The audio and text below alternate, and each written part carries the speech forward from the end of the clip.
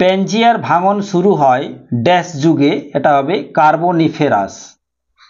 Next, ভুল ঠিক নির্বাচন করো। তাহলে দেখে নাও, ইউরেশিয়া দক্ষিণ থেকে উত্তরে সঞ্চারিত হয়েছিল, উত্তর ও দক্ষিণ আমেরিকা পশ্চিমে সঞ্চারিত হয়েছিল, অস্ট্রেলিয়া দক্ষিণ দিকে সরে যায়, উপদ্বীপীয় ভারত নিরক্ষরেখার দক্ষিণ দিকে সরে যায়। বিকল্পসমূহ দেখে নাও, দেওয়া আছে। তাহলে দেখো 1 এবং 2, ইউরেশিয়া দক্ষিণ থেকে উত্তরে সঞ্চারিত হয়েছিল, এটা ঠিক। উত্তর ও দক্ষিণ আমেরিকা পশ্চিমে সঞ্চারিত হয়েছিল, এটাও কিন্তু ঠিক। তাহলে কোন অ্যান্সারটা হবে দেখে নাও, এর অ্যান্সারটা হচ্ছে সঠিক অ্যান্সার। 1 এবং 2 ঠিক ও 3 এবং 4 ভুল।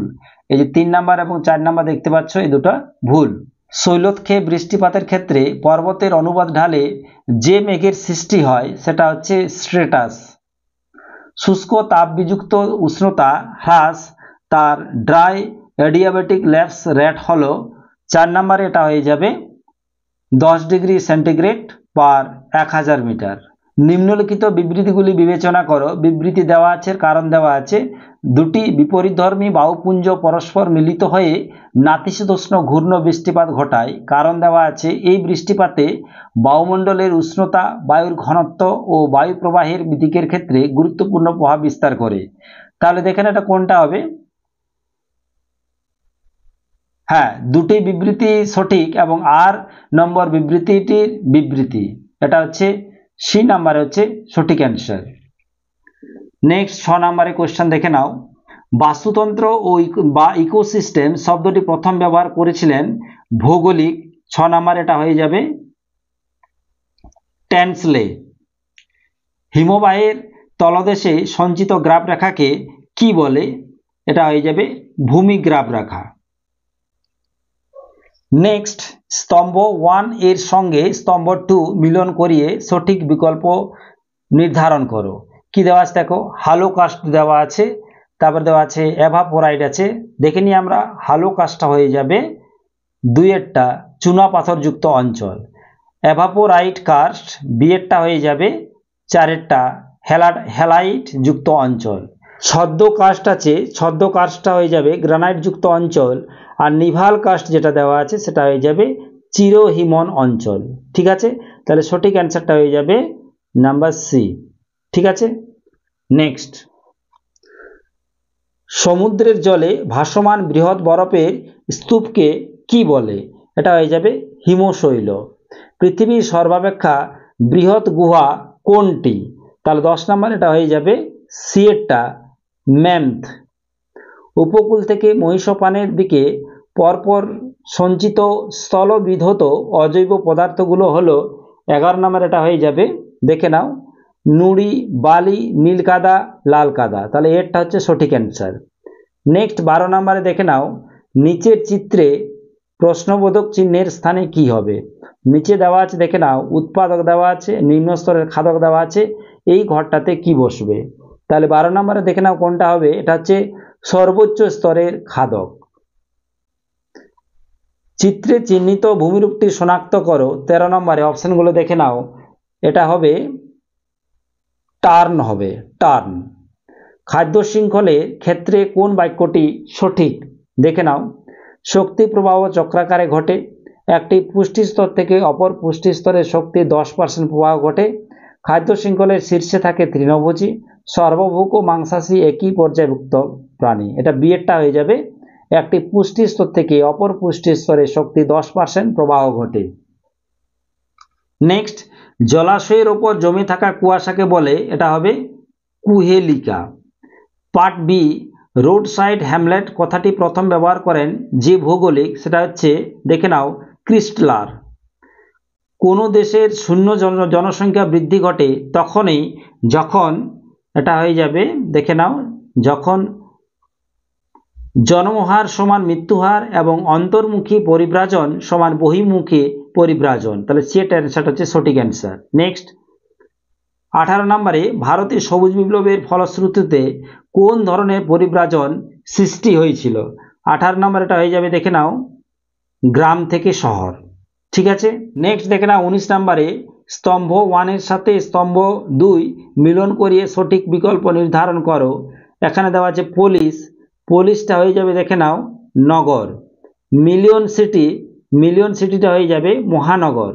মেট্রোপলিস, মেট্রোপলিস এটা দেখে না হয়ে যাবে মৃতের শহর। নেক্রোপলিস এটা হয়ে যাবে সাদার সিটি। তাহলে সঠিক অ্যান্সারটা হয়ে যাবে ডি এরটা।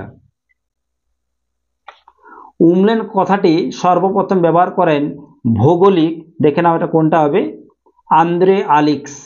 সবুজ গ্রামের অর্থনৈতিক কার্যাবলী মৃত, এটা হয়ে যাবে বিভিন্ন বনজ সম্পদ সংগ্রহ নির্ভর, এটা হবে সঠিক অ্যান্সার।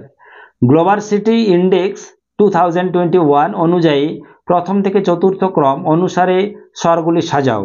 22 নম্বর দেখে নাও কোনটা হবে, পরপর করে যদি সাজানো হয় তাহলে এ নাম্বারটা হচ্ছে সঠিক, নিউ ইয়র্ক, লন্ডন, টোকিও, তারপরে প্যারিস।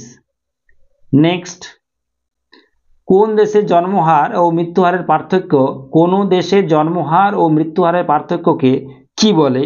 23 এটা হয়ে যাবে স্বাভাবিক বৃদ্ধি। মেগালোপোসিস শব্দটি প্রথম ব্যবহার করেন ড্যাশ ভৌগোলিক, এটা 24 নম্বর এটা হয়ে যাবে গটম্যান। জনঘনত্ব একটি যে ধরনের ধারণা, 25 নম্বরে এটা হয়ে যাবে পরিমাণগত।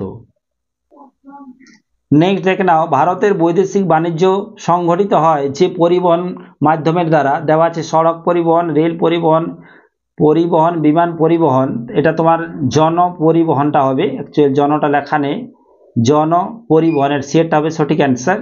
নিম্নলিখিত বিবৃতিগুলি বিবেচনা করো। বিবৃতি দেওয়া আছে রেলপথকে ভারতের জীবনরেখা বলা হয়, আর দূরবর্তী স্থানে একসঙ্গে অনেক পণ্য ও যাত্রী পরিবহন করা একমাত্র রেলপথের দ্বারা সম্ভব। দেখে নাও, হ্যাঁ, দুটি বিবৃতি সঠিক এবং 8 নম্বর বিবৃতি এর সঠিক ব্যাখ্যা, তাহলে সেটা হচ্ছে সঠিক অ্যান্সার। নেক্সট, ভারতের স্বর্ণতন্তু কাকে বলা হয়? ভারতের স্বর্ণতন্তু বলা হয় পাটকে। ভারতের সর্বনিম্ন জনঘনত্ব বিশিষ্ট কেন্দ্রশাসিত রাজ্য কোনটি? 29 নম্বর এটা হয়ে যাবে আন্দামান ও নিকোবর দ্বীপপুঞ্জ। নেক্সট 30 দেখে নাও, স্তম্ভ 1 এর সাথে স্তম্ভ 2 মিলন করিয়ে সঠিক বিকল্পটি নির্ধারণ করো। ভারতের সর্বনিম্ন জনসংখ্যা বিশিষ্ট রাজ্য, এটা এরটা হয়ে যাবে সিকিম। ভারতের সর্বনিম্ন শিক্ষার হারযুক্ত রাজ্য, এটা হয়ে যাবে অরুণাচল প্রদেশ। ভারতের সর্বনিম্ন লিঙ্গানুপাতযুক্ত রাজ্য, এটা হয়ে যাবে বিহার। ভারতের সর্বনিম্ন জনঘনত্বপূর্ণ রাজ্য, এটা হয়ে যাবে হরিয়ানা। তাহলে সঠিক অ্যান্সারটা দেখে নাও কোনটা হবে, ডি এরটা হচ্ছে সঠিক অ্যান্সার। নেক্সট, সাক্ষরতা হার অনুসারে ভারতের রাজ্যগুলিকে বড় থেকে ছোট অনুসারে সাজাও। 31 নম্বরে তোমাদের হয়ে যাবে এটা, দেখে নাও, প্রথম হবে কেরল, তারপরে মিজোরাম, গোয়া, তারপরে ত্রিপুরা। ঠিক আছে, এটা হচ্ছে সাক্ষরতার হার অনুযায়ী। ঠিক আছে, ভারতের রাজ্যগুলিকে বড় থেকে ছোট অনুসারে সাজালে হবে কেরল, মিজোরাম, গোয়া আর ত্রিপুরা। শস্য প্রকারতা সিআই প্রকাশ করার সূত্রটি কোনটা? দেখে নাও, এটা হবে এইটা, সিআই ইজ ইকুয়াল টু মোট চাষের জমি ডিভাইডেড বাই নেট চাষের জমি into 100। Next 33, milkman of India বলা হয়, এটা হবে ডক্টর ভি কুরেন। নিচের অনুচ্ছেদটি পাঠ করে 34 নম্বর প্রশ্নের উত্তর দাও। দেখে নাও কোনটা হবে। বাণিজ্যিক ক্ষেত্রে ভারত সরকারের একটা বিশেষ সদর্থক উদ্যোগ হলো মেক ইন ইন্ডিয়া। 2014 সালের 25শে ডিসেম্বর এই প্রকল্পের সূচনা হয়। মূলত বহুজাতিক বিদেশি সংস্থাকে ভারতের তাদের পণ্য উৎপাদনে উৎসাহিত করতে এই প্রকল্প গৃহীত হয়। বি এরটা হবে বাণিজ্য ও শিল্প মন্ত্রক। লাস্ট কোয়েশ্চেন, গোলাপি বিপ্লবের জনক হলেন, এটা হবে হীরালাল চৌধুরী। এত পরিশ্রম করে ভিডিওগুলো করছি কিন্তু তোমরা কেউ লাইক ও কমেন্ট করছো না। প্লিজ একটা লাইক ও একটা কমেন্ট করে আমাকে আরও বেশি করে অনুপ্রাণিত করো, যাতে করে নেক্সট ভিডিওগুলো তোমাদের জলদি আপলোড করতে পারি।